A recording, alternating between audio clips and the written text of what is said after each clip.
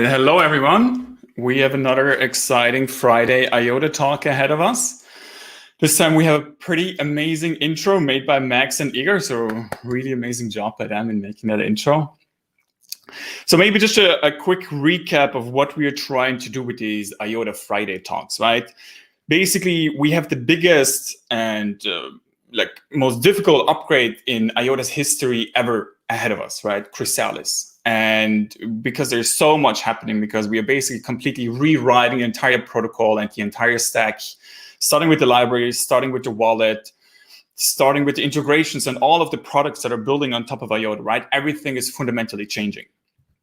And I think it's very important that we basically get to talk every Friday where we can really give you guys some more insights into why these changes are so important, and also really give you some more really deep insights into why we think these changes are really going to get us further in the adoption of IOTA. Now, one very unique aspect of IOTA has always been that we have the base protocol, right? The IOTA ledger, which can do two things, right? It can do data integrity, data security, and it can do payments, machine-to-machine payments. And what we always envisioned is that on top of IOTA, we have these different modules, right? These building blocks, or AKA frameworks, which basically extend these core functionalities of IOTA. And these frameworks are streams, identity, Stronghold, the wallet library now as well, and smart contracts, right? But there's also so much more that can be built on top of this modular architecture. And today I'm really excited to speak about this sort of modular approach of IOTA, but also what other protocols are focused on, together with Matt. And I'll bring you onto the stream pretty soon. But basically, the focus on this talk will really be about products, protocols, and dApps. In the end, we're going to do a quick AMA session. And not to forget, we're going to do an IOTA memes competition overview of some of the most funny memes that we saw this last week. And we're also going to choose a picker. We're also going to pick a winner out of that together with Matt. So let me bring Matt onto the stream. Hey, Matt. Hey, what's up? How's it going? It's going well. It's 12 noon here in Austin. Weather's great, so I can't really complain too much. No, absolutely. I learned that your internet is basically 10 times as fast as mine in Berlin, so I'm still pissed about that. Yeah. It used to be a lot faster, so I moved out of the main city area. So, yeah, but it works. It does what it needs to. We need that Starlink connection, right? Yeah. But so really cool, right? So I think it would be great if you maybe give a quick introduction about yourself, where you come from, and also what you're really focused on at the foundation.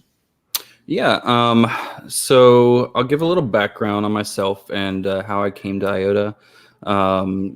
Before I was at the foundation, I was U.S. federal government.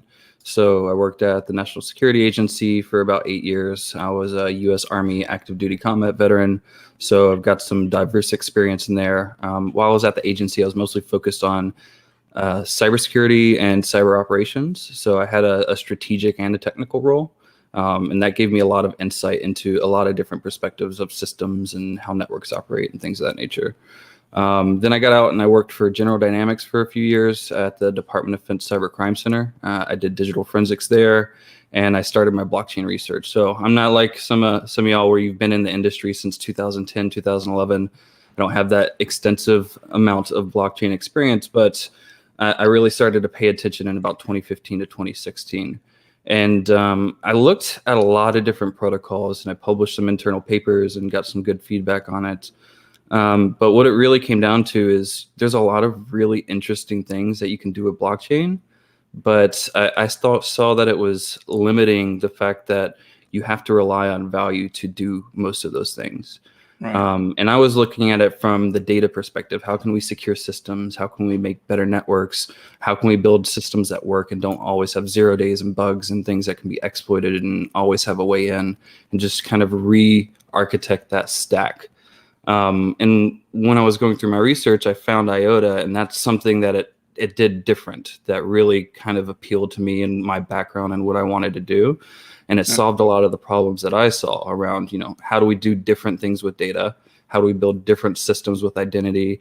And how do we give more efficient access to different things from like a secure perspective. So that's really where I came in from. And now I've transitioned over the last 3 years to being the head of mobility and automotive. I work a lot with cities. I work a lot with OEMs and different product manufacturers and things of that nature. I understand the regulatory environment pretty well. So I still discuss things with government bodies to some degree. But we're really focusing on building these products out now and creating utility around these different capabilities that IOTA enables that other protocols just don't do. Yeah. No, it's a very fascinating background. And, it's 2021. We always talk about cyber attacks. and I remember already back in the day, people were talking about how DLT can be really utilized to also secure this mission critical infrastructure. Mm-hmm. And it's a pretty exciting topic, and combining IoT and IOTA and distributed ledgers in general, I definitely think that it has to be the future, because there's no other real way to fundamentally secure these systems in a transparent and decentralized way. Yeah, and I mean, it enables the network to provide something different than if it's just focused on value, because now the network itself is value, and how you incentivize that or create services around that is completely different when you're approaching it from this angle. Yeah. No, exactly. Maybe the way that we should begin this discussion is really to start with why, right? Why do we need distributed ledgers? Why do we need a technology like IOTA? Mm-hmm. And I always really try to break it down to these two fundamental factors, right? Either you make a process more efficient, more cost efficient, more cheaper to execute, or you basically enable new processes, i.e. new business models, right? Every time we speak with a large corporate or when we speak with a government body, it always boils down to these two things, right? For decentralization, the security of DLT, peer-to-peer payments, they're really a core contributor. But if you don't make the existing process better, you're not going to get adopted, right? Mm-hmm. And I think many projects in this space are sometimes really creating technology for the sake of it, but they're not really creating technology to solve a fundamental problem. And this sort of understanding is really crucial if you want to get adopted in the real world. Mm-hmm. So what's your general take about why do we need DLT, and like which kind of use cases are you most excited about? Oh man, that's really hard to answer. There's so many different directions I can take that. I mean, I can have a 5-hour discussion on this and still not get bored with it. Yeah. So there's a lot of different directions, but I think just one of the things you pointed out is you have to make things better to get adopted. And from a corporate perspective or from a government perspective, it can't be marginally better. It has to be exponentially better, because if you're 50% better than the existing system, it's probably not worth the investment. But if you're like exponentially multiple times better, multiple times more secure, multiple times more efficient, then that's when it starts to make sense to make the investment to bring it to fruition. And what we do is that we create a better system. We create a completely different way of constructing a protocol and having utility around that protocol. It's not like creating multiple stacks of HTTP and TCP and all these different things. All those functions are embedded in the way the network operates as a whole. And that's really the why from my perspective. And that's why a lot of organizations get behind it too, because they say, oh, we have these problems with cybersecurity, and we have these problems with insider threats, and we have these problems with how do we share data efficiently, and how do we enable digital services, and it's all very heavy and expensive and hard to do. But once you start to re-architect it from the packet level, essentially, and say, how do we change the way that data is packetized and shared and accessed and controlled, it solves a lot of those problems in really efficient ways. Totally. And I remember like back in the day, right? Everybody was always going on about how decentralization is the main reason why you would want to adopt a distributed ledger. But it's like decentralization is like one way to get to where you want to be, right? You have this decentralized infrastructure, this shared infrastructure.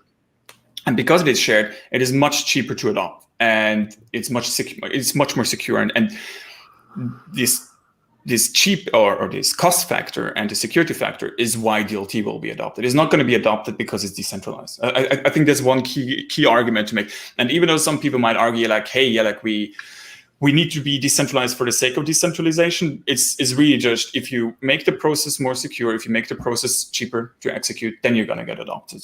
I don't think there's any other way. Yeah, and I kind of approach this from like a first order principles perspective, and I look at, what is the innovation that blockchain's bringing, and why is it important? And it's really not a new technology; it's a convergence of existing technologies. So it's taking distributed systems and it's bringing them together in a unique way. It's taking mathematical proofs on how to make decisions and how to come to a consensus, and it's digitizing that process. And then it's taking historical data to give some trust and consistency in the system as a whole. So when you take a distributed system, embed consensus, and give it historical data, you have the essence of a blockchain, and that creates decentralization. So there's arguments around what is decentralization and how decentralized something is. And one of the things we do really well, from my perspective, is we allow those processes to come out to every single actor on the system, and everybody can have an impact and have like more of a collaborative consensus method on, what does their node or their device or what have you have to say about the decisions that are getting made on the network. Yeah. And just building upon that, right? I really think if we want to summarize the core features of DLT, I think they can be summarized with these 3 aspects, right? First of all, why do we need the DLT? The first application was payments with Bitcoin. I would say now it's really evolved more into a sort of store of value with Bitcoin. But IOTA is really truly focused on machine-to-machine payments. We want to enable this machine economy by not settling within the cloud or within a traditional financial system, but really settling this payment within this IoT network, right? Utilizing IOTA, because that is the more secure and the much more efficient way to do machine-to-machine payments. The second thing that you want to utilize DLT for is data, right? Some people might remember when we used to input data into the Bitcoin blockchain with opcodes. and right today it would cost like $100 for, I think it was like 32 bytes that it could put into one Bitcoin transaction. But data is really one of the fundamental reasons why you need distributed ledgers, right? You want to have the data integrity ensured, meaning that you know that this data has not been tampered with. You want to have data verifiability, right? You want to be able to verify end to end where this data is coming from. You want to verify the authenticity of the data. And with all of that, you can truly share data, and you also have this sort of access control on who can actually access this data. And lastly, one other important aspect is really everything around computation, right? Processes, how can we actually make these conditional contracts, i.e. smart contracts, possible to be done with distributed ledgers? And I think these 3 combined really make DLT what they are today, right? A very exciting technology that will fundamentally sort of impact these processes and these systems that we have all around us. And this is really what we are focused on. And I like to think with those 3 aspects, like once you try to implement them in different patterns in different ways, you're finding new methods of creating a network of value and not just ways of handling value. And the network of value is where interest comes from, because that brings collaboration. It helps connect data silos in different ways. It helps bridge fragmented ecosystems. And once you have that network of value that the data enables, then the services that can come on that are digitally native. You can take these physical services like auditing facilities or things of that nature, and you can make them very, very simple because you have a better structure to build on, and you have a level of inherent trust in what the network is doing. And then one of the other key things about it is kind of like what you said, but scalability is the most important thing when it comes to actually getting adoption. If you can't have 8 billion people transacting on your network, and it's supposed to be something that's providing an impact and replacing those third parties that do something, then what's the point? Like, it's not going to be able to scale to hit 8 billion people. And with us, we looked at that and we said, how do we make something that it doesn't matter if you're in a developing nation or you don't have as much resources or anything like that? And how do we enable those individuals, no matter where they're at, to be able to come into a network like this and contribute and get value, whether that's data or services or resources or what have you, without any barriers to doing that? And like the point around any barriers, that's a very crucial one to get right, because many of us entered this blockchain space, DLT space, crypto space because of this notion of permissionless ecosystems, right? It doesn't matter who you are, where you come from, you can participate in crypto, right? You can buy cryptocurrencies, even though that's like the largest entry barrier today. But once you're in the system, there's like really no major friction points if you own your assets, right? You can transfer them around, you can control it, and you can make decisions on it. And this friction is really, for one, introduced on the application layer, right? Where we have centralized exchanges, where we have other service providers that try to reduce the friction, but also introduce new friction through KYC processes and so on and so forth. But now we actually have a moment where the friction is being introduced within the protocol layer, right? And we sort of have this race of the different protocols trying to come up with the best sort of solution. And there's like a few major projects outside of IOTA that are really trying to innovate fundamentally on the protocol level. But a lot of the innovation over the past few years has really been on the application layer. We saw that with dApps, we saw that with DeFi applications and so on and so forth. And that's all exciting, right? But what's fundamentally really like worrying and also scary in that regard is like all of these applications are building on top of a like house of cards sometimes, right? Because if we can't scale the core layer, the rails on which we want to like drive on, we run into some significant problems, like having $100 transaction fees. And I really think that there's some exciting solutions that especially Ethereum are working on with like layer 2 approaches, with ZK rollups and stuff like that.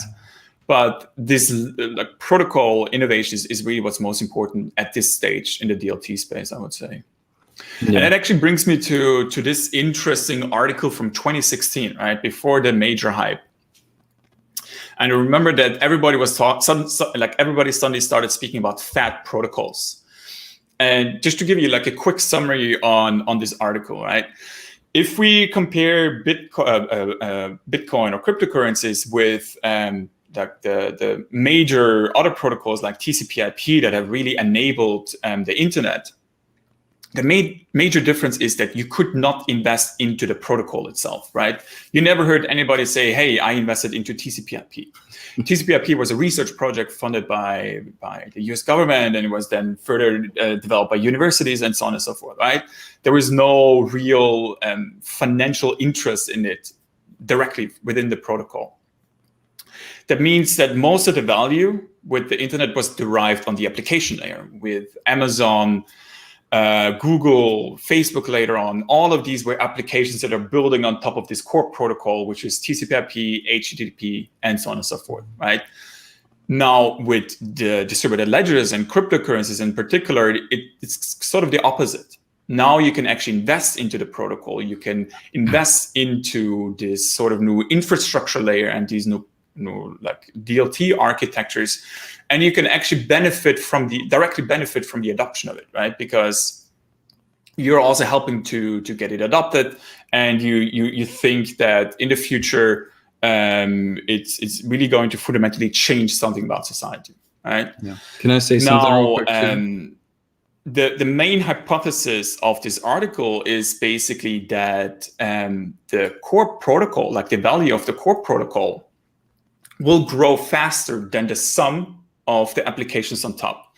A perfect example is Ethereum, right? We have so much value being built on top of Ethereum with DeFi applications, with other dApps. And I think at this stage, the value of the ecosystem on top of Ethereum is actually larger than the protocol, but I might be wrong. So maybe somebody wants to be productive in the YouTube channel, you can actually look that up.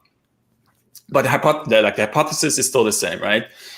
That the sum of the protocol will be growing further than the application layer, simply because every application needs to utilize the protocol, right? We're talking about tokens that have real utility. Ethereum is turned into gas and is fueling the smart contracts. IOTA is being utilized for this transactional settlement between machines, right?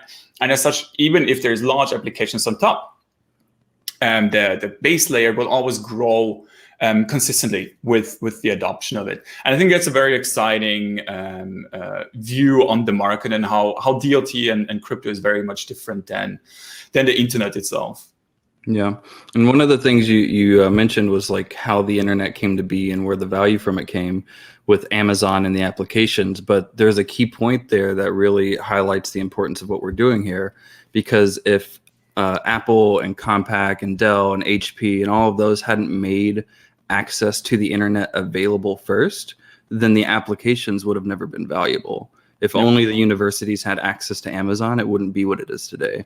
But the space of making PCs available in your home and everyone being able to connect to this network, that's what really changed it for the applications, because there are a lot of smaller applications that's used from a business context or what have you. And that's what we're seeing today. There's a lot of private implementations of blockchains and blah, blah, blah, because you can advance it from a business side. But once the access became available, applications like Amazon and everything else were able to flourish. And that's what's really enabled the internet today. So that scalability access is really, really important to taking everything DLT is doing to the next stage. Yeah, and it really brings forth this very interesting question about decentralization versus centralization. When the internet started, everybody had their own website and their own blog. And as such, it was very fragmented and it was very difficult to actually find out if something is interesting, right? But then Yahoo came along and some other search indexes came along, eventually Google, and they really centralized information flow. And it was a hugely beneficial in that regard, because everybody could now access knowledge and know where what they can find. And same with platforms like Amazon. Small retailer is not going to set up their own shop and will be hugely successful. So with the internet, there was like this big need to actually centralize some of the viewership, or centralize some of the users, to really make sure that all of this is bundled into one holistic platform, so that you could easily find what you need. And that ultimately led to the growth of all of these Silicon Valley companies, and also the domination of what they're doing with or what they're misusing the data economy for. And it just brings forth this very interesting question as well, like how do you actually ensure that the same doesn't happen with crypto, right? And how do we actually introduce new governance structures as well, for people to participate directly? I think that will be a very exciting next stage once we talk about not having 10, 20 million users, but we talk about hundreds of millions of users, right? So talking about protocol, right? So we have Chrysalis coming up, and we're really fundamentally changing everything around the protocol, because we got a lot of feedback from the corporate corporate partners that we're working with. We got a lot of feedback from the community about which pieces of parts of the protocol we should really improve, which kind of modular approach we should really be taking. I think that's really what's fundamentally going to drive us towards production readiness and towards adoption. And I think one thing that always really was really core to the mission of IOTA is to do this because we want to build great technology that solves fundamental problems, right? And it really started with the architecture itself of IOTA. And this is a really good overview of it, because the big problem with some of these other protocols, and that's why I always found this fat protocol analogy quite funny, because basically what some other protocols did is that they put everything into one layer, right? So the data component, the smart contract component, and the payment component, they put into one protocol. And now you have to download this huge piece of software. You have to download hundreds of gigabytes of data in order to actually verify all of the blocks and be at the latest synchronization point. And now, as such, all of these three different components, right, data, computation, smart contracts, and payments, have become a lot more inefficient. And combat for resources. Exactly, and combating for resources, and as such, data use cases on some other DLTs are no longer useful, right? You cannot put data into the Bitcoin blockchain. We saw that with Uberge as well, where they're utilizing IOTA to secure the COVID tests, because they understand, like, hey, it's free and it's secure. That's a key point. And the philosophy of IOTA has always been like, we need to take a very modular approach to this problem, and we want to really have one core layer that focuses on one thing and does one thing only, and that is really transactions, right? How do we do this transactional settlement on the IOTA layer? in a very secure and also in a feeless way. And that's really why we also started to differentiate between data and value transactions. And with Chrysalis, this will be even more apparent, where you can send messages and where you can send and value transfers. I think that's one of the key points of IOTA, really, this modular architecture that's really helped us to get adoption in the market. Yeah, and I mean that's one of the misnomers with the term transaction too, because when people say transaction, everyone thinks value, they think money. But when you download an application, you sign a data sharing agreement, that's a transaction. You're agreeing to use that application for free, and you're agreeing to give them your data as the transactional value of that application. Yeah, exactly. And fundamentally, it's about future-proofing your technology as well, right? Because we can't make assumptions of everything about the future. We can't really assume how smart contracts are going to play out. And as such, we always sort of took this approach of like, let's really make sure that we get one thing right, even though we're already building the full stack. But now we're really focused on getting this one thing right, which is really IOTA with Chrysalis. And with Chrysalis, we have reusable addresses. We have really much more efficient algorithms, more traditional cryptography, and as such, IOTA will be really much more usable and much more buildable in that regard, right? And you can really now start building your own modules on top of IOTA. And maybe before we talk about the modulars or the modular architecture of IOTA, one of my most favorite images, and I've been using this slide since like 2016 probably, is really this vision towards smart decentralization. And the main reason why I still really like this slide is because it perfectly describes what the mission of IOTA is. Right? Today we have this smart centralization where we have those IoT devices that are smart, but they're not really connected to an ecosystem, not connected to a network. And they are really part of this centralized architecture, which is the cloud. And the cloud is the centralized point of failure. We saw that, I think, 2 or 3 weeks ago, where AWS was down and suddenly all of those Amazon like doorbells, the Ring doorbells, working.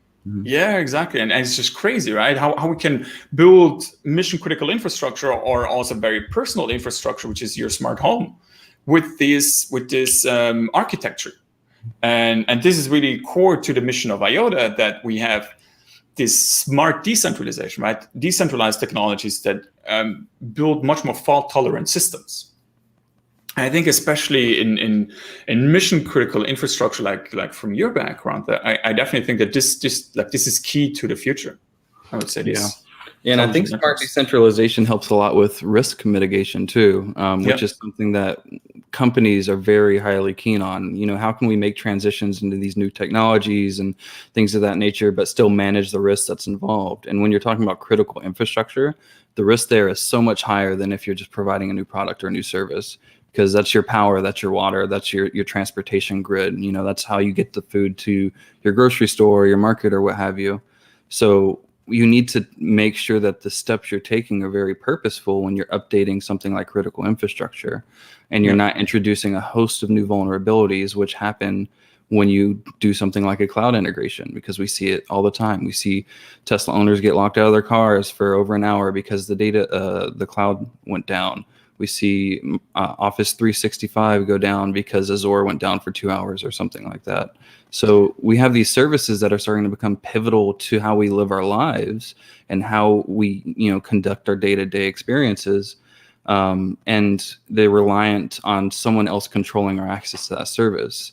Smart decentralization takes that away to where we can have a lot more confidence in always having that service available without having to worry about someone else that you have no say over having control of that service and how you use it.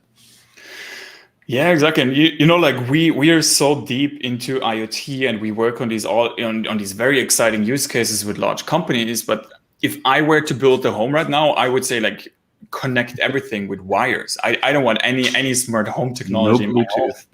Yeah, right.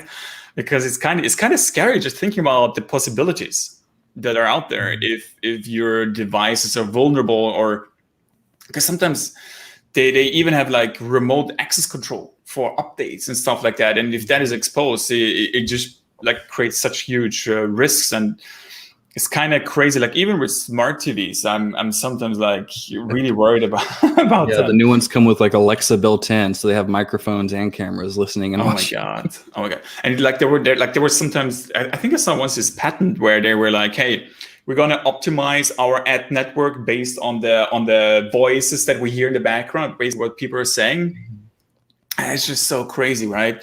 And oftentimes I even tell my girlfriend to like put her phone away because I'm worried about Facebook just listening in and then getting an advertisement. It's kind of a crazy zeitgeist that we also live in right now, where you just become because you're a lot more aware of what's happening around you with data collection, and because you're also a lot more aware that data is valuable, you really start to become more paranoid as well. Because you're just like, hey, I want to take my phone, I want to take my computer, because I don't want anybody to have access to my personal data. Yeah. And I mean, we see that all the time now too, where, you know, I'm talking to my wife about, oh, what's the difference between a 15-year mortgage and a 30-year mortgage? And then all of a sudden I go on some social media app and I have an ad right in front of me. Never looked it up. I didn't go on Google or anything, but somehow it knows that I'm interested in that. Right. Yeah. We need decentralized identity. Yeah. And I mean, one big thing about it too is like, it was necessary to have centralized and cloud systems get to the point where they are for us to understand where they need to be. And the only thing that we can do is like, they're trying to make our lives easier, but they're just doing it in the most invasive way. And once we have these decentralized identities and we can start to link these things ourselves, and once things like embedded machine learning start to progress and all these decisions are getting made locally on your device, you don't need that decision making made at the cloud anymore. The decisions for you and only you can be made locally on your device or on your connected devices to each other. And you can have some sort of like decentralized compute shared between your PC and your laptop and your phone and what have you. That's actually a really important point, by the way. Like maybe it was really a necessary evil to get to this point. And you probably saw the new chips, I think M1 are they called, right, from Apple, and how much more powerful they are. And it's really evolving into, hey, you can process data locally on your phone, and the algorithms are trained basically on your phone. And that's actually you also improve, and it becomes much more a personalized experience, but more importantly, it becomes much more privacy preserving. I think that's really key to the future, where we are moving away from having the processing power and then analytics algorithms on the cloud service. We are moving towards doing all of that on the edge. And I think that's really key for the next century, that we really make sure, or the next decade, that we really make sure that this is the way that we really offer a personalized experience while preserving the privacy of every user. And I think Apple is doing a really amazing job in that. Yeah. I just recently got my first iPhone. Never had one before. And it's really because of the privacy reasons, by the way. I really just got it because of privacy reasons. So. Yeah, no, I mean, honestly, I've never been a big Apple fan until probably this last year. Yeah. And I think all the security improvements they have and the privacy preserving technology and just the way they've designed their systems has convinced me to switch to, you know, iPhones and MacBooks and all that kind of stuff. So I'm going to probably be making a pretty big transition over the next year. Yeah, transferring all the data is the biggest pain point, as usual. Yeah, and something interesting about that too is just from the industry perspective, like with the algorithms getting more efficient and being able to be processed locally, it also kind of offsets the need for things like 5G. So if you don't need to send as much data to the cloud, what's the demand for 5G look like? So then what kind of new services can 5G enable on a local method? Like, how do you have a better way to discover local businesses? And you say, I really want this thing or this service, but you don't know there's a place, you know, a mile and a half away from you that offers it. So then you go on Amazon, you buy something, but you could have bought a local product or supported a small business or something like that. Yeah. And the hybrid of where 5G is going and being able to process these decisions and understand you on your device in a privacy preserving way is going to enable that to offset some of what we see with these giant businesses starting to come together. Yeah, no, like that's a very important point, right? Everything around connectivity and how that will evolve, because fundamentally it's all about how can we increase the data capacity of our IoT devices as well.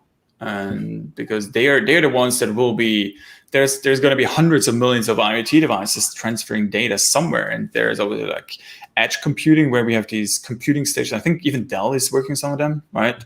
Edge computing stations, and you set the data there, and then you process it. And you know, when the whole Ethereum ICO craze was at the peak, I remember there was this one project, I forgot, I think it was Golem.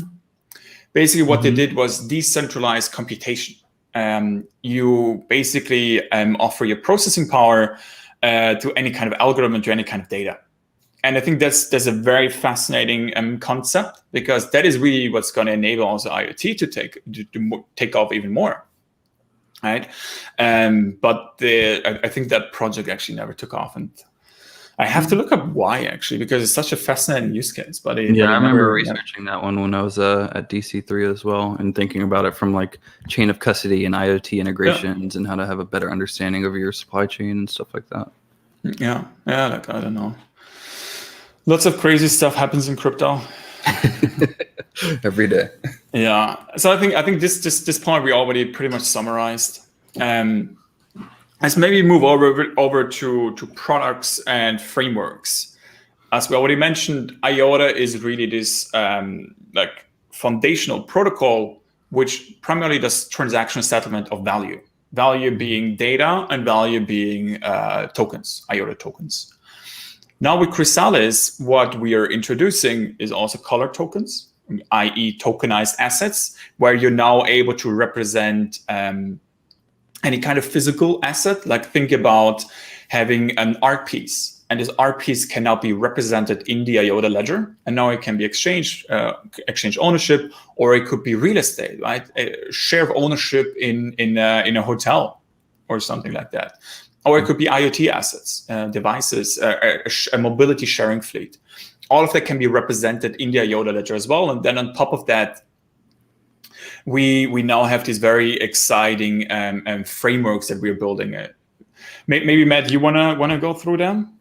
Yeah, so I mean, this is one of the things we've really focused on over the last year, since we stopped going to so many conferences and traveling and doing all that kind of stuff. It really helped us internalize and hone in on what we're doing and how to create utility around the core protocol. But this is something our new senior product manager has put together, Tobias. He's doing a really great job, so I'm really excited about these kind of things starting to get refined over the next few months. But we centralize on a few key products, as we're calling them, but they're really just service enablers or frameworks, as you see here. And they're really focused on how do we create utility around that layer one? How can we take data and value and create new decentralized services or functions with it? Stronghold is really interesting from a very low level and embedded perspective of like, how do you protect your keys? How do you protect your passwords? How can you connect those just in the devices that you own? And how can you use those to manage your access to decentralized services and data and things of that nature? A good example of that is Streams. Streams is decentralizing data because if you look at the Tangle, it's inherently unstructured. It's directed, but it's unstructured. You can't tell really what one transaction contains versus another unless it's value. So when you're using it for data, there's a different way you have to start to look at it. I like to compare it to radio frequencies. There's signals flying around our head constantly, but we don't know what they say, and we can't sit here and just like pull them down. So you need the right tool to be able to pick the frequency, and then you need the right keys to be able to hear and understand what that frequency has. So Streams is that way of structuring data on the Tangle so that you can find a frequency that's relevant to you. And then if it's protected, how do you get access to it? Stronghold would hold the keys for Streams. So if you have multiple streams you're using for multiple applications and services, Stronghold protects that and it unites it across your various devices. And then identity helps you lock that in different ways. It can provide identity-focused services like access and single sign-on and things of that nature, but integrating that with Streams and Stronghold and protecting your identity and protecting who has access to the data you produce and things of that nature becomes a really interesting pattern that allows you to change the way services are structured. So, how do you verify who you are when you enter a building, but not give all your information to that building or whoever owns it? When you ever want to go out and grab a drink with your friends, does the guy at the door or the bouncer need to know your address and your birthday and everything about you, or does he just need to know you're older than 21 or 18 or whatever the local regulation requires? So taking identity and these types of verification, you can just show a checkbox and it can be like, yes, you're good. He can scan it and verify, okay, yep, it's verified, they're good. I don't need to know all the information about them. I don't even need to know their name. I just need to know that they can get in, and that's okay. And then access is really taking those centralized solutions, like what we see with Tesla, where the owners got locked out of their cars. If they had something like access, all those policies and access permissions could have been embedded in the car itself, and the car would have been able to validate the driver. It wouldn't have needed to verify with a cloud environment. So one of the really interesting things that happens once you start to look at these from how do we enable decentralized services and edge environments is it decreases the reliance on cloud. So that actually makes it scalable to other users. So how do you get into rural areas and provide services that still operate? Is my phone bricked when I lose cell signal, or can I still do what I need to do and use the services that I need to get done what I need to get done? Whether that's in a developing nation or in the time of need, like a hurricane comes through and takes out all your infrastructure. So then how can you still do what you need to do? But I'm really excited about this product direction and creating these frameworks, because now these things are coming together for new solutions in mobility and trade and supply chain and telco and energy and all over the place. But it's growing very rapidly. Yeah, and what's really exciting, by the way, we still have to talk about smart contracts after that. but what's really exciting really is that we have Chrysalis coming up. We are really changing everything that is out there about IOTA, including all of these frameworks. And all of these frameworks right now are at the stage where they're in beta, or like I would say more alpha versions. Yeah, until Chrysalis is done.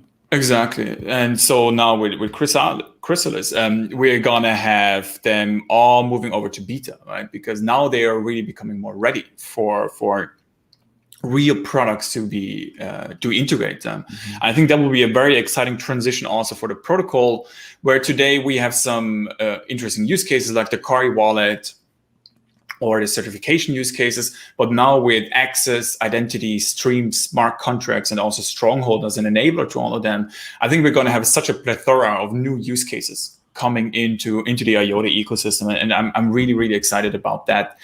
I think one of the best approaches that we took is, like, IOTA itself is a very difficult technology to push for adoption, because our protocol can be utilized in mobility, can be utilized in supply chain, telco, automotive, right, and all of these different industries, because it's an agnostic protocol. Now with these frameworks and also with products that are building on top of it, we can have a much more focused and streamlined adoption strategy. Because now if we talk with a real estate company, we're going to tell them like, hey guys, I think it makes a lot of sense for you to utilize access, to have a digitized way to give your tenants or your hotel guests access to their room, to their property in a completely secure and decentralized way without you having to maintain that infrastructure. Because a real estate property owner wants to specialize in property development. They don't want to specialize in tech development. Mm-hmm. And as such, access is a perfect component there. Identity, I really think identity will be the application that will get us the next 10 million users on top of the tangle. And for one, we're talking about COVID passports, right? Digital health passports, where you have a certificate that can be easily shared at the airport, for example, that you have been vaccinated. And that's really such a simple application, but really so crucial for the future, because it's what we deliver with our technology is trust. And this trust is verifiable, and it's really exciting. And then we have streams, where we really have some very exciting projects coming up also in the automotive sector, and how to really secure data streams and also be able to monetize them. I think in the next iteration, what we're also going to focus on is how can we actually integrate something called Flash, which is like these bidirectional payment channels into streams itself, so that you can pay per data packet. right? And I think that's super exciting. And talking about smart contracts, I think what's most exciting about smart contracts is that we have such a radically different approach to it. And the key focus there is how can we leverage the IOTA ledger in a way so that it actually enables permissioned and permissionless use cases to sit on top and to actually be interoperable with each other. And permissioned use cases is like really where there's a much clearer regulatory focus, right? Where does the data get stored? Authority. Exactly. Who gets access to it? Who can actually change something in a smart contract? Who can participate? But the exciting part is that these type of smart contracts can then also interact with smart contracts on the permissionless network. Mm-hmm. I think all of this combined will really lead to the adoption of IOTA and us really developing technology that has a fundamental impact. So I'm very pumped. And they all kind of reduce those barriers to entry too with typical markets like identity. There's a bad direction identity can go, but there's also a good direction identity can go. When you're relying on a centralized authority to give you access or to validate who you are, then that's restrictive of what you're able to do, and they can control that gateway. But when you build it in this way, if that authority doesn't give you one, there are other authorities that can offset that. And there are other ways that you can validate and have self-sovereign control over who you are and show that. So you're not as restricted to a single point of failure in a system that says, you're not good enough, or we don't want you to have access to this. And then building it in the way that we build things, it's really focused on how do we take it from a personal level and then also bring it down to like that general embedded framework. How can we validate devices? How can we validate organizations and systems and how they interact with each other? How can an item that's going through, that's a product or something, how can we track its life cycle? This is where it was produced. These are the resources that it took. This is what happened throughout its life cycle. This was a fatal flaw in that device, or was it recycled? Or how do we have these circular processes with individual devices and understand what we're doing and the impact we're making and how these different things come together in different ways. And then with smart contracts, the permissioned and the permissionless aspect using things like streams and identity and access creates autonomy on the network. And it also creates a really low barrier for entry for enabling digital services. So if you do have the knowledge and the know-how and you want to build or enable a digital service that impacts your community, you can do that. And there's an easier way for people to access it because it's on this permissionless network. So then the real question comes down to how do people know that it's there, and then how do they access it, and then how do you incentivize, the use of it? Yeah, no, absolutely. And I think one exciting part of this product strategy or this framework strategy, more like it, is also like what kind of services can we offer to other DLT networks, right? And I think especially identity will be one of the most important ones. Where, for example, I can absolutely imagine in the future where there is a DeFi or dApp in the Ethereum network being able to leverage IOTA for the identity framework because ours is the most well-established and most adopted. Or also with streams where we can offer flexible. Exactly. Or streams, right? Offering data, encrypted and verified and authentic data to smart contracts is really key so that they can make automated decisions. And one of the most exciting use cases that I recognize, or like that we found in I think 2016, 2017, is something called dynamic smart contracts. So imagine you have a smart contract, and the smart contract actually gets data from an IoT device. Now this smart contract is able to make an automated decision based on that data that it gets, and is able to verify the data because it's on the DLT, right? It's on IOTA. Now, the most simple use case here is like, let's say that we have a refrigerated container for example, for the vaccines. Now, what we want to make sure is that a container has always been at below, I don't know how cold it has to be, minus 30. Minus 30 degrees, just random guess. But it has to be extremely cold, and we have to verify that it's always been this cold because else the vaccines become useless. Now we can have a smart contract that actually gets data from the IoT device, and if something happens, if the temperature goes above that minimum threshold, we can then make an automated decision. I think that is so exciting for the future where we have these processes that get verifiable data, and then these processes, smart contracts, can make automated decisions based on that. Yeah, that's really what the future looks like. Yeah, and I'm really interested in how this is gonna impact the data industry as a whole, because when you look at it from that perspective, the Tangle becomes the data broker, and it allows you to have peer-to-peer data brokering. And then smart contracts become the insights that people want. So they're essentially the data analysts and the data scientists. So it's taking a lot of these very difficult skill sets and is bringing them to scale. And the value of that is really difficult to calculate. Right, exactly. No, but I'm very confident. I think everybody in the foundation is super excited for what is to come, right? We have Chrysalis, protocol, node software, wallets, and we also have all of these frameworks and products that will be enabled with that. Mm-hmm. So I think we have a packed roadmap ahead of us. Yeah, it can be overwhelming at times, to say the least. Yeah, this is an understatement. Maybe let's move over to Q&A. Yeah. See what people. Let me just reload, just to make sure that we capture all of the latest ones. I mean, maybe zoom in. There's quite a lot of questions. So let's maybe start with the Bruce 44. I know the community appreciates being able to ask questions and interact with the board of directors. However, recent events seem to indicate that ultimately the supervisory board is in charge of the vision and direction the IOTA Foundation will take. Can we get some clarity into this relationship or org structure? Is the supervisory board still only 2 individuals? Would it be possible to ever ask them questions or hear their thoughts and vision on the near future of IOTA, IoT, and the crypto world in general? Very good question. Maybe something about foundations in general. Usually the way that a foundation in Germany is structured is that it has no owner, right? There's no ownership behind it. And even though there's founders who are called Stifter of these foundations, they might have some level of decision-making, such as electing board members or helping to elect supervisory board members.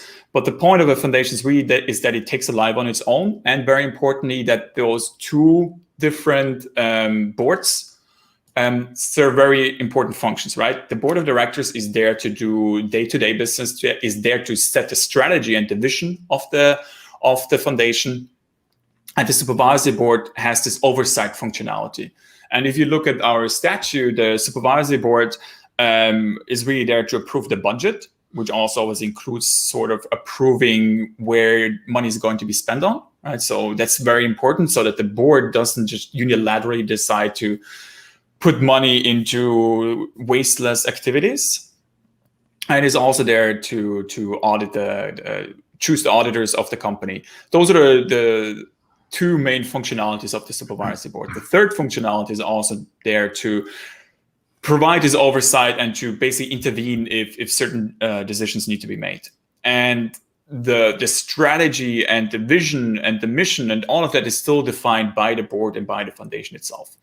But having this oversight functionality is really key for this, so that there's no centralized decision making, right? But that you still, even as a board member, that you still have to report to somebody, right? And the supervisory board today is still Clint and Richard, who are splendid individuals. And they are very seasoned in this whole board structure and being on supervisory boards and so on. We're right now still looking for 1 additional board member. If anybody has any suggestions, please just tell us.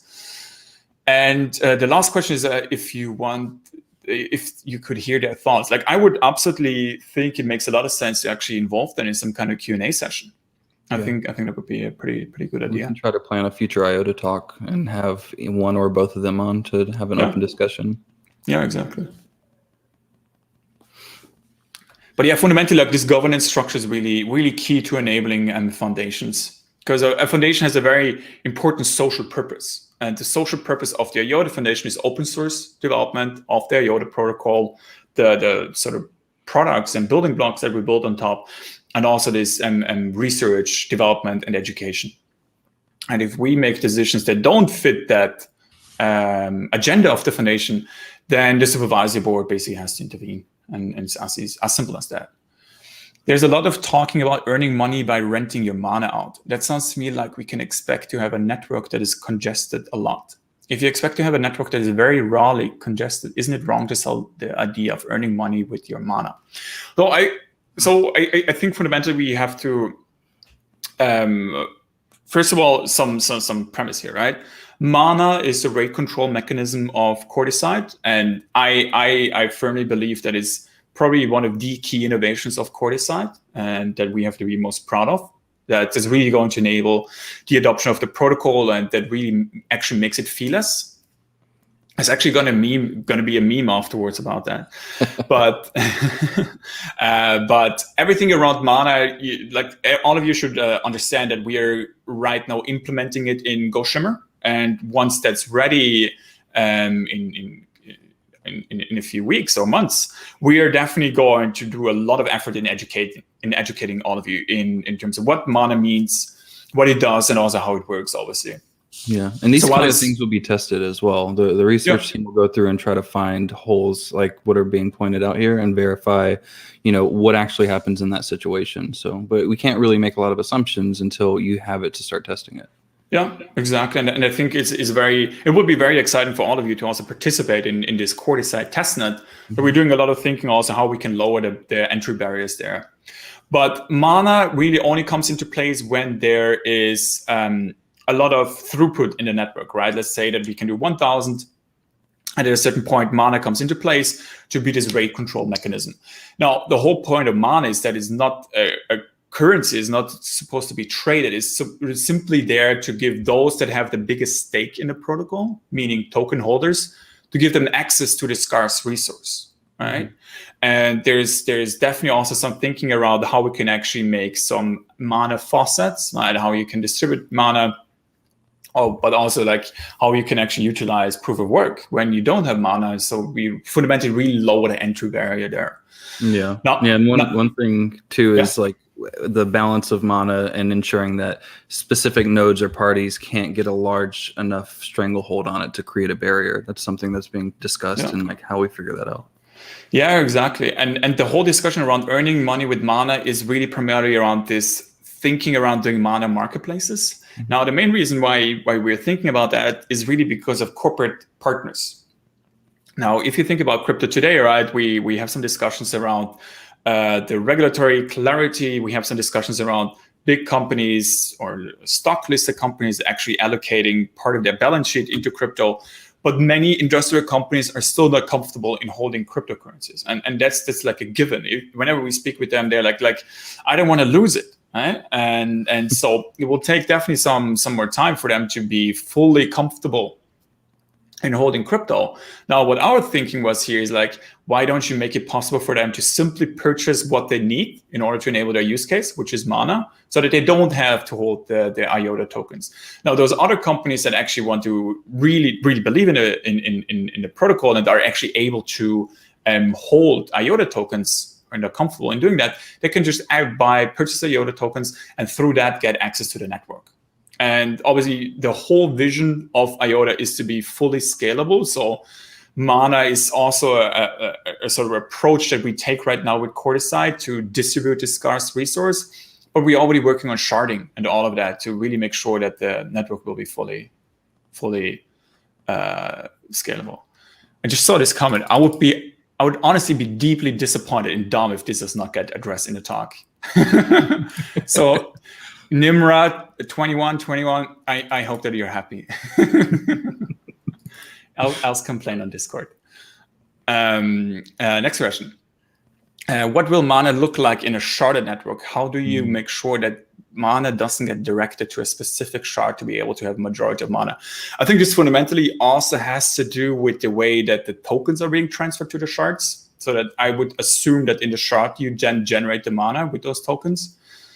But honestly, like I don't have the full answer to that either. I would suggest to ask this question in Tangle Math so that Sergey, Billy, Hans, Luigi can answer this question because they're always on the IOTA Cafe.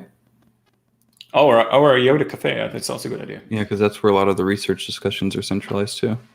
Yeah, we should actually use that more. That's a good point. Mana, by the way, so many Mana questions. mana becomes more valuable with increasing scarcity of network resources, mainly TPS.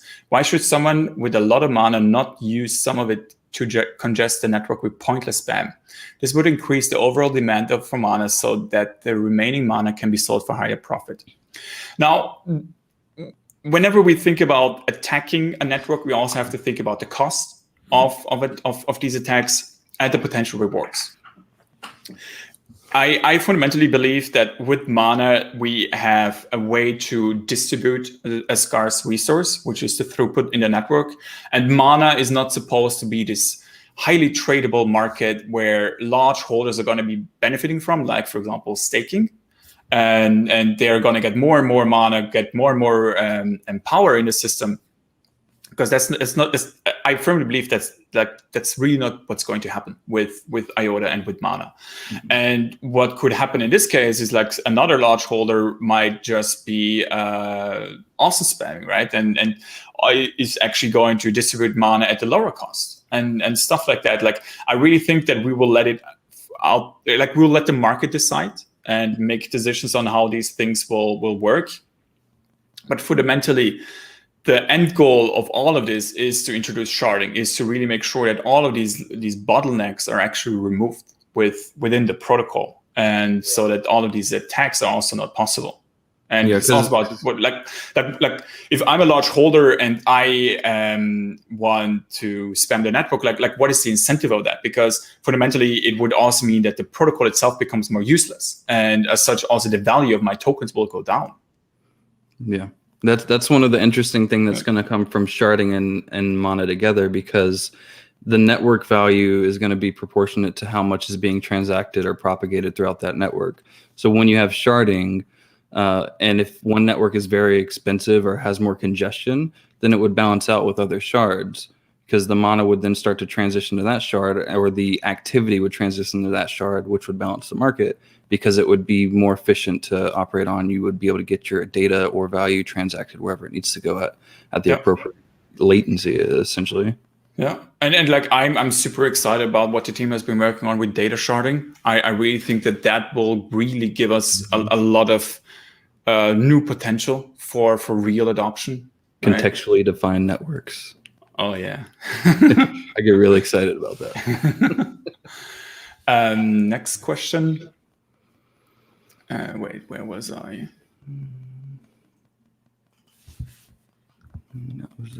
We did that one.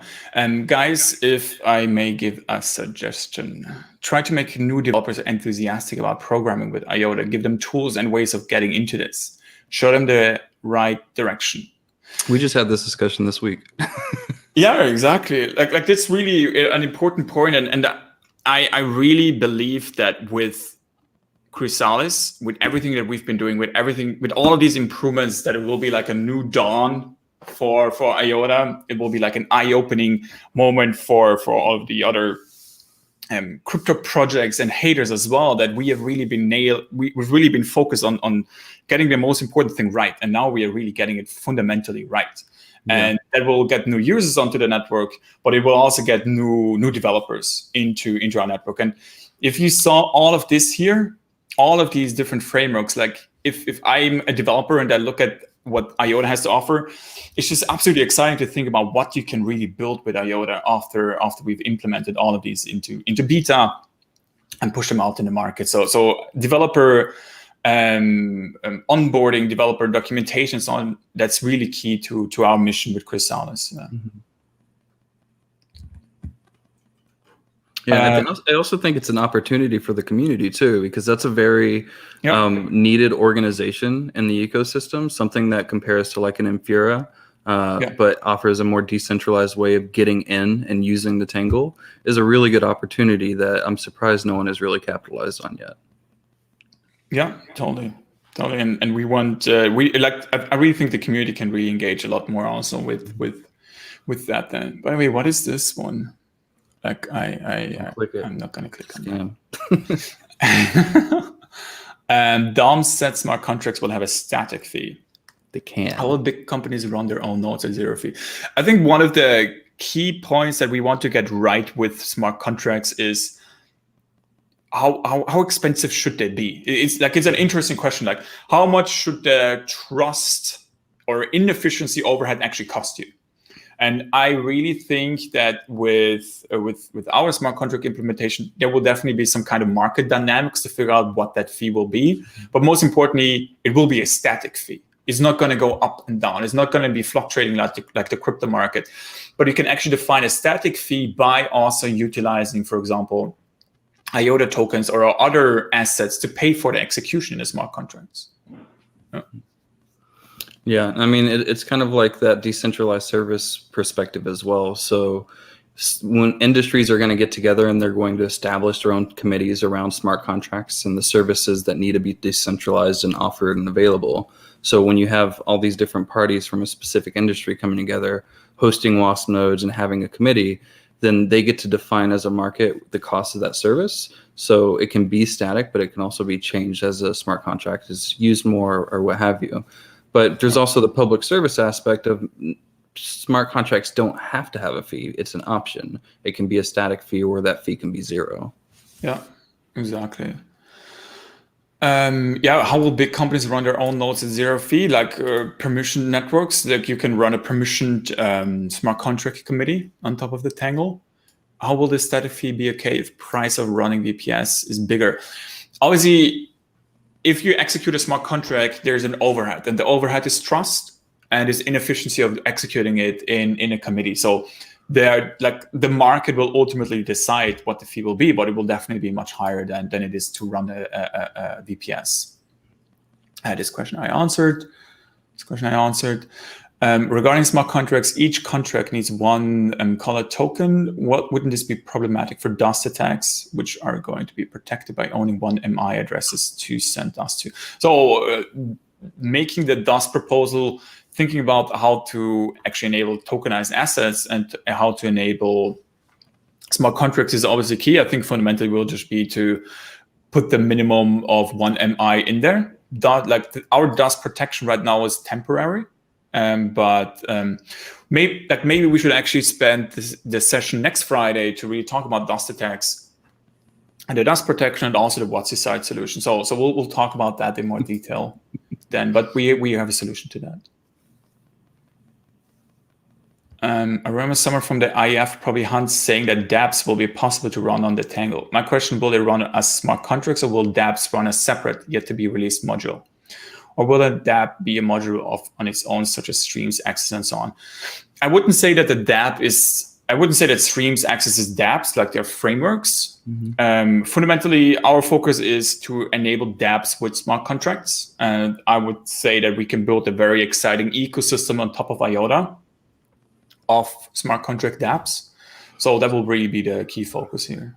Yeah, and it depends on the application as well. One dApp might only need streams to do some sort of data propagation and security, whereas another dApp would only rely on access, and then you can build them that leverage the different frameworks in different ways. Yeah, exactly. A question for you, Matt. What are the incentives, benefits for a car manufacturer to implement a DLT solution into their car? So it depends on how the car manufacturer implements it. One thing that has been discussed is with something like smart contracts and streams and wallet integrations, could car manufacturers offer services directly in their vehicle and then have a static fee structure for using that service? And then how would they then use microtransaction structures to share that fee structure with the other service providers? So one of the things with the car industry is they build one thing, you buy one thing. But to really scale from a business perspective, you need to figure out how to build once and sell twice. If you can build one thing and sell it in different ways from the same resource, then that makes the business incentives more interesting and gives you a better way to manage and grow your business. So from an OEM that's really building a physical product, they're starting to hit this digital age in a different way. And decentralization helps them build out services and capabilities directly in their vehicles without having to rely on US infrastructure or European infrastructure, Brazilian infrastructure. They can just build something that works and it can leverage the infrastructure through like an interoperable framework. So that might be a little complicated the way I described it, but the big benefit is they want to provide better value when you buy their vehicles. They want to provide better services when you buy their vehicles, and they want to enable it to impact your life in a better way. Because the car is entering this age where it's not just there to get you from A to B, or to get you from A to B more comfortably or more quickly or what have you. It's what else can a car do now? What else can I leverage? How can I pull up to an inductive charging spot and just start charging? How can I, from my vehicle, order a latte from Starbucks, and with identity and verifications and things of that nature, when I pull up, they already know I'm there. They walk out, they hand me my coffee, and then I pull away. It takes 5 seconds. So there's a whole different level of frictionless services and capabilities that can start to come once these OEMs start adopting these new technologies and bringing them to market. And there's a lot of interest in how to do that from different players in the industry. So I'm really excited to see how that comes out over the next year. Yeah, no, very good. Can you give in detail the steps that the IF will actively take for its adoption strategy in 2021 besides the existing ones? Deliver? Deliver and be transparent. Yeah, exactly. I think it's about really crossing this chasm, right? Making sure that our products and our solutions actually become production ready and can be utilized in the real world productively without any major hiccups and so on. So that's the strategy. And it's the bridge thing too. Like, how do we deliver? How do we be more transparent? How do we provide value to other blockchains and actually show, this isn't just us. There are things that we do that others don't. And there are things that others do that we don't. And once you start to bring us together and interoperate us, that's a different perspective on adoption and utility. Yeah, exactly. We're all very excited about the positive impact IOTA can have on the future of this planet. I myself am a tree hugger. Oh, I didn't even know that was a term. IOTA's turned me into a tree hugger, so I like it. And what originally got me interested in the tech is what it can do to help to heal this planet, climate change, pollution, etc., and move things in the right direction. Can you talk a little bit about this? Is there anything you, the F, are especially excited about? Partnerships, use case, visions, and whatnot. Thank you. You want to take this one first? Yeah. So I was under social impact, and I really learned a lot about impact from Julie. And she was a great mentor to bring me into this industry with a different perspective than what I had traditionally had. But one of the things that it doesn't matter if you agree with climate change or not, or global warming or not, one thing that anyone can agree on is there's not enough data. We don't have enough understanding of the impact we're making on our planet and the impact that the devices are making on our planet, and how to verify that and hold the necessary bodies or organizations or what have you accountable, and then how to fix it. So one thing with having this decentralized permissionless data capability is we can start to scale that out, and we can get the data and we can share it. I talked about this a few years ago at the European Space Agency, where I said, once you have this open data network and you're doing open AI on top of it, you can have a global understanding of, what are the greenhouse gas emissions and what's causing it. And then how do we start to incentivize investment in areas that are going to have the most impact on fixing it? Yeah. My personal take is that climate change and the solutions to it are the most important focus of us as a society and as a species for the next few decades. And we really need to take it absolutely serious, because we have to move away from an economy and from a society that is basically exploiting the resources that we have, and also exploiting ourselves with social, with the sharing economy, towards a really regenerative economy and regenerative ecosystem around us. And we are really sort of at this inflection point where we have to make a decision which kind of future we want to create. And the future that I want to be part of and the future that I want to shape is really the future where we really take care of nature, right? Nature is part of the question, right? If we ask ourselves like, hey, what do we actually want to develop? We always have to ask, like, how does it actually impact nature?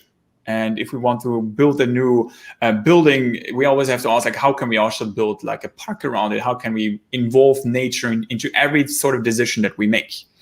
And I come from the mountains. I come from northern Italy, Südtirol, and like especially due to because of the pandemic, I kind of realized more how important nature really is also for our mental well-being, because I would absolutely love to be in nature right now, right? Going up a mountain, going into the forest, but I'm stuck in the city.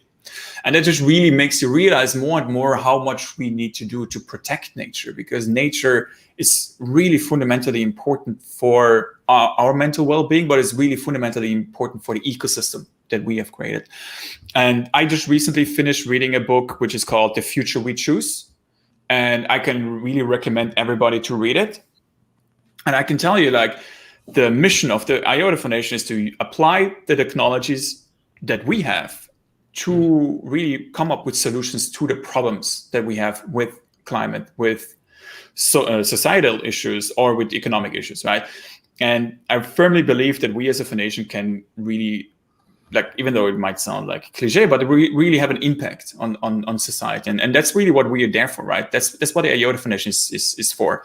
And it's also sort of my personal mission to really be part of this future. And to help to create it. Yeah. And we have some good relationships and some good progress in that. When you look at what we've done with Climate Check and Environment and Climate Change Canada and the digital MRV project, there's a lot of progress with getting an understanding of the impact we're making and how to incentivize making a better impact. When you look at the relationship with Climate Kick and the long-termism project and what we did with Persistent Self, I don't know if y'all have seen that app, but I played with it earlier this week. And it really talks about climate and incentivizing things and making a commitment to have a positive impact using digital identity and things of that nature as well. So if you haven't tried that demo, I would highly advise it. It's really nice and smooth, and it helps you understand two things. How does digital identity work? And then two, how can you have an impact with decentralized capabilities? Yeah. And you can expect a lot more from the IOTA Foundation in that direction. Absolutely. Yeah. But anyway, there's a lot of conversations in that area right now. Yeah. Next question. Next time we should do an IOTA talk just on the Q&A. With color coins on the horizon, will IOTA work on having its own DeFi and NFT suite of products? Think IOTA Swap, NFT marketplace, borrowing, lending, etc. Yes, the mission of the IOTA Foundation is to create technologies so that the ecosystem around IOTA can also build products with it. And I firmly believe that IOTA has this competitive advantage that we are feeless, and we are very scalable, and we really know technology. And I really think that with tokenized assets and then also with smart contracts, that we'll really have a flourishing ecosystem on top of IOTA of decentralized applications, but also of bridges that connect us to other DLT networks. So I'm very excited about that. Oh my God, there's a lot of questions still left. Don't worry, we're excited for the questions. I'll make the talk shorter next time. And when you speak about 1000 TPS, many people are unsure whether that's including or excluding data transactions, especially with the view of data transaction sharding possibly coinciding with core set. Also recently, the possibility of micropayment channels between the I mentioned would the above be excluded from the 1000 TPS? Please clarify. One thing to clarify about the 1000 TPS number, right? We are really trying to change our mindset and to especially for things where we do not have concrete data for yet, where we cannot verify it. We do not want to hype about it, or we do not want to make these claims. And the 1000 TPS number is simply the minimum requirement of what the goal with Chrysalis is. And of course, the objective is to have much more than 1000 TPS, but this is what we communicate publicly, right? And we don't want to overhype, we don't want to overexcite. Sorry? Billions and trillions. Exactly. Don't quote me on that. There's no guarantees on anything, but we'll see as we get there. This is life. It's too late. All right. So it's 1000 TPS, which is what we want to communicate. And if it's more, great. But it has to be a minimum of that. And obviously, what we are working on is to really increase that TPS with sharding. Data sharding will probably come after Chrysalis, depends on how fast we can implement it. But we already will have things like payment channels, which are not part of this 1000 TPS number, because payment channels, you cannot know how much it is. because it's done offline, right? It's done between two devices.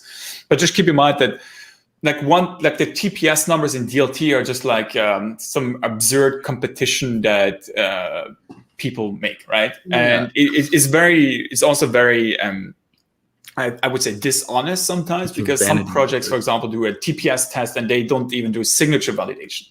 Mm-hmm. So it doesn't make sense. Or their transactions are like 15 bytes and ours are 1.3 kilobytes. So how much can you actually do with their transactions versus ours? It's really just a vanity metric in a lot of ways. And unless you understand the transactional layout and everything, it doesn't tell you anything. Yeah, exactly. But anyway, what I propose is that these questions we answer next time, because I think we should move on to the meme competition. Because I like, sorry everybody else, but we'll definitely answer your questions. Don't worry about it. But we have to come to the memes. And another thing too is, aren't we still doing like the IOTA Saloon or Stiftung or what have you after this? So if you do have questions and you're watching live, you can always come. It's going to be an open conversation. Oh, that's a very good point. Yeah, join our Discord so that we can also talk in the Discord directly and answer those questions there. Yeah, we had over 100 people at one time in it last week, so it was pretty active. Yeah, and in the German one, sometimes we have like 200. It's kind of crazy how it's more active. It just shows you have to be very persistent with what you do. Mm-hmm. So that's great. So also let's start with the memes. So just so everybody knows, we have an IOTA memes channel, and we democratically selected a few of them to be chosen to be presented here. And this is the first one.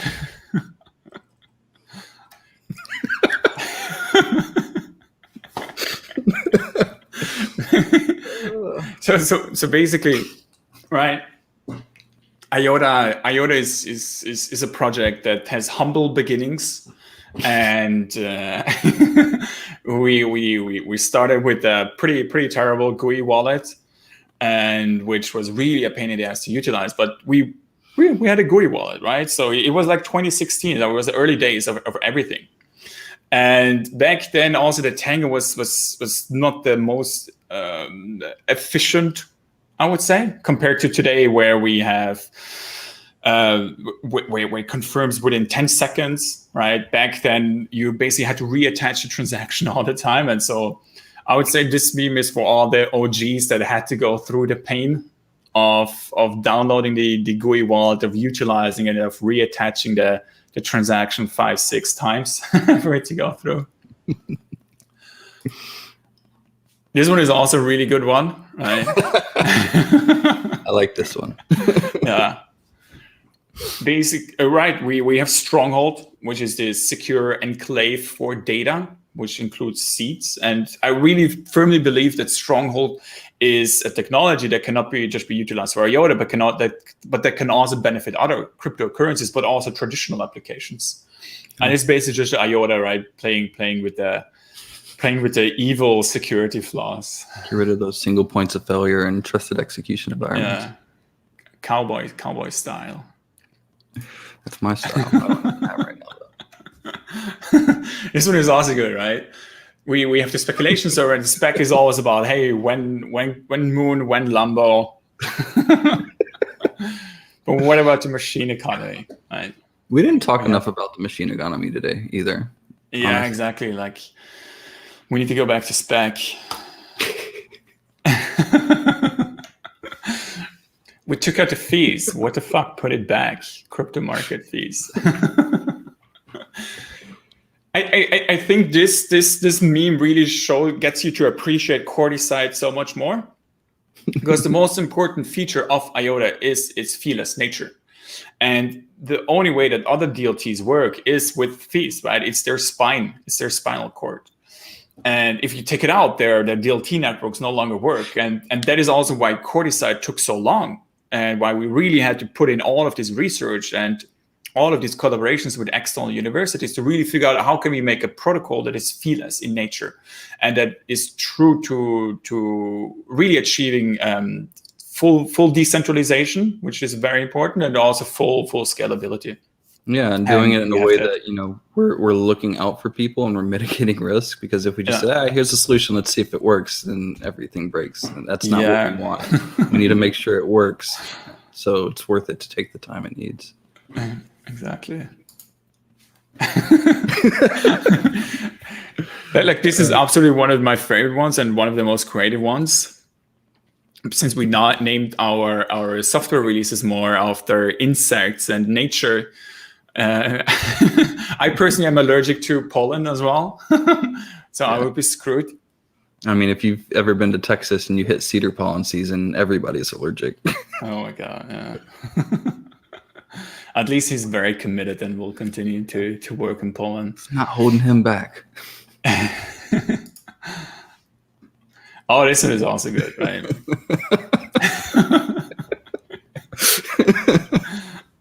And I think this really shows the work that we at the foundation are going to do over the next few weeks to really bring confidence back in the solutions and in the foundation itself, that we are really delivering one of the most important protocol, and also like full software updates to the IOTA protocol, to the wallet, to the library, and really also making IOTA fully scalable and fully feeless, right? And the success chance is definitely not 65%; it's definitely 100%. And we're very close. You can join the testnet, and we'll do a lot of educational work in the market to make sure that everybody really understands how amazing IOTA with Chrysalis really is. Yeah, that's something I talked about on Twitter earlier in January. And just to kind of update everyone, Yakub and I and Comms are all putting together the big key innovations with Chrysalis and how they're going to impact the network. So those are all going to start to be published as we get closer and closer, so that you can really understand why Chrysalis and why the changes matter. So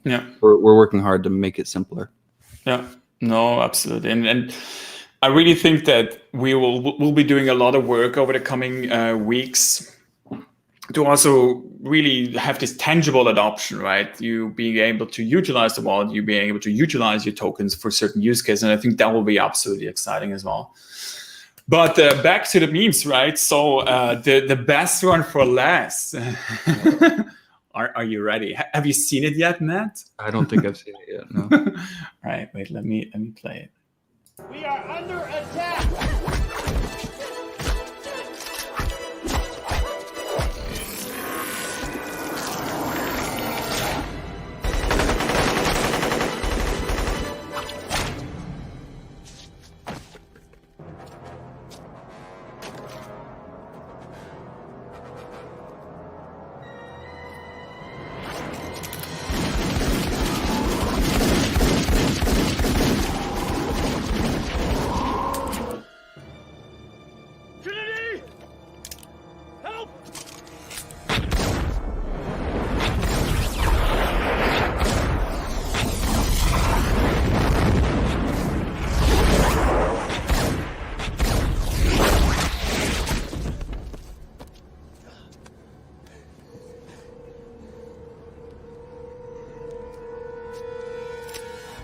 Only human. Dodge this.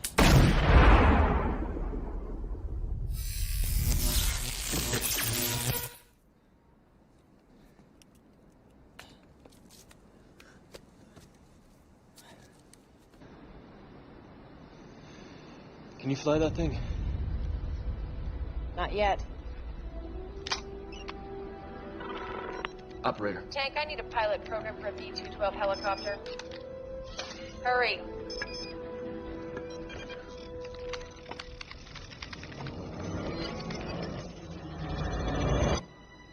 Let's go.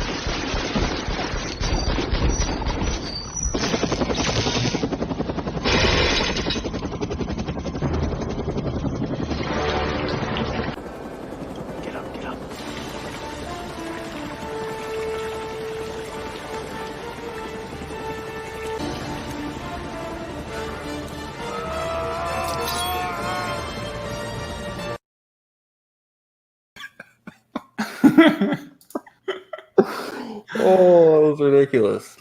Yeah. I really love the IOTA community. I'm gonna wake up to that every morning next week. No, that's really That's my funny. Monday motivation. Dodge a few bullets like Neo and survive. Yeah, it's easy. No, but that's very good. I think that was a very exciting talk. So thanks a lot, Matt, for the very, very good discussions. Do you have any closing remarks on your behalf? Well, there's a lot more I can talk about, but I know we're trying to close this out, so I'll just say thanks and, looking forward to the next one. Yeah. No, I think we have some exciting updates coming up. And about the meme competition, these are really the winners. You will be wearing a glorious vest in the spec channel.